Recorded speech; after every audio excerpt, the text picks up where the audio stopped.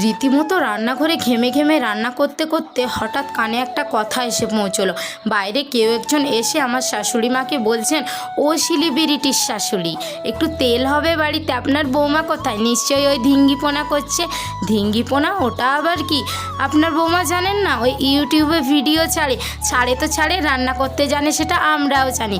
এত কথা কিসের? নকশা করে করে শুধু বলে বেড়ায় তার বর এই করেছে, তার ঘরে ওই হয়েছে, এত কিসের কথা? তখনই শাশুড়ি মা আমাকে ডাকলেন, বৌমা একটু শোনো তো। আমারও তো শুনে মাথায় একদম আগুন চড়ে গেছে। এসেই বললাম, কাকিমা কী চাই?